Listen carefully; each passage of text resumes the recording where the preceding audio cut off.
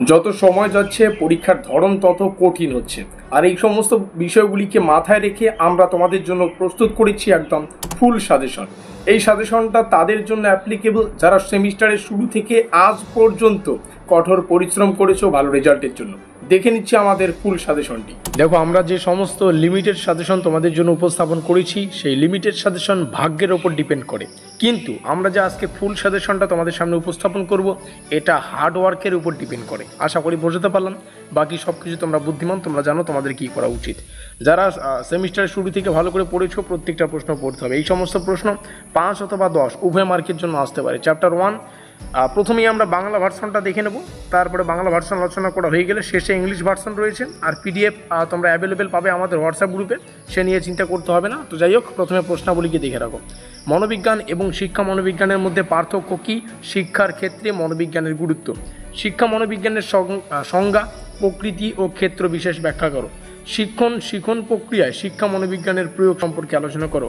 শিক্ষা মনোবিজ্ঞানের বিভিন্ন গবেষণার পদ্ধতি সম্পর্কে লেখো।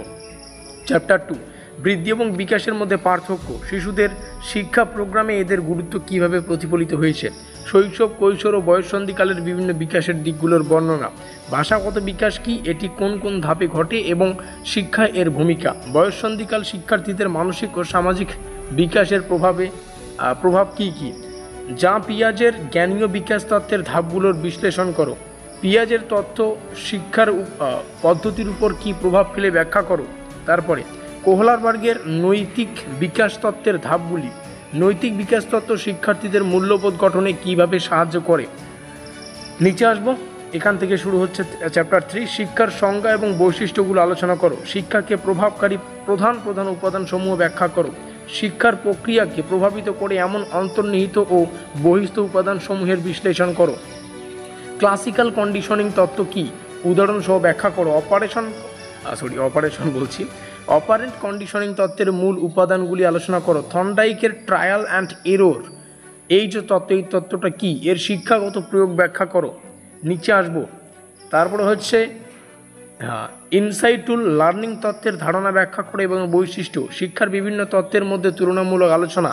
শিক্ষার স্থানান্তর কী, এদের প্রকারভেদ। শিক্ষার স্থানান্তরের উপযোগিতা ও সীমাবদ্ধতা। শিক্ষার স্থানান্তরের নীতিগুলি। তারপরে চ্যাপ্টার 4 ব্যক্তিত্ব কী, এদের সংজ্ঞা, বৈশিষ্ট্য। ব্যক্তিত্বের প্রকৃতি ও গঠন উপাদানগুলি। ব্যক্তিত্বের শিক্ষাগত গুরুত্ব। ব্যক্তিত্বের বিকাশে উত্তরাধিকার ও পরিবেশের ভূমিকা ব্যাখ্যা করো। এই সমস্ত প্রশ্ন তোমাদের ভালো করে প্র্যাকটিস করতে হবে। তারপরে রয়েছে ব্যক্তিত্ব গঠনে পরিবার, সামাজিক পরিবেশের ভূমিকা কিভাবে কাজ করে বিশ্লেষণ করো। ব্যক্তিত্ব বিকাশে শিক্ষার অবদান কিভাবে গুরুত্বপূর্ণ, উদাহরণসহ ব্যাখ্যা করো। গর্ডন আলপোর্ট এর ট্রেইল তত্ত্ব কী। হান্স আইজেনের ব্যক্তিত্ব তত্ত্বের গঠন ও মাত্রাগুলো ব্যাখ্যা করো। অ্যালপোর্ট ও আইজেনের ট্রেইল তত্ত্বের মধ্যে তুলনামূলক আলোচনা করো। এবার এখান থেকে ইংলিশ ভার্সনটা দেখে নিতে পারছো। ইংলিশ ভার্সনের বিষয়গুলো তোমরা পরে পড়ে রাখবে, কারণ পিডিএফ অ্যাভেলেবেল রয়েছে আমাদের হোয়াটসঅ্যাপ গ্রুপের লিঙ্ক ডেসক্রিপশন বক্সে রয়েছে। যেমনটা শুরুতেই বললাম, দেখো লিমিটেড সাজেশন ভাগ্যের ওপর ডিপেন্ড করে। আমরা যে লিমিটেড সাজেশন তোমাদের সামনে শেয়ার করেছি, আমাদের ভাগ্য কিংবা তোমাদের ভাগ্য ভালো থাকলে তোমরা সেখান থেকে কমন পেয়ে যাবে। কিন্তু এই যে ফুল সাজেশন তোমাদের সামনে উপস্থাপন করলাম, এই ফুল সাজেশন কিন্তু হার্ডওয়ার্কের উপর ডিপেন্ড করে। এটা এমন না যে 2-1 দিন পরেই তোমরা সাফল্য পাবে।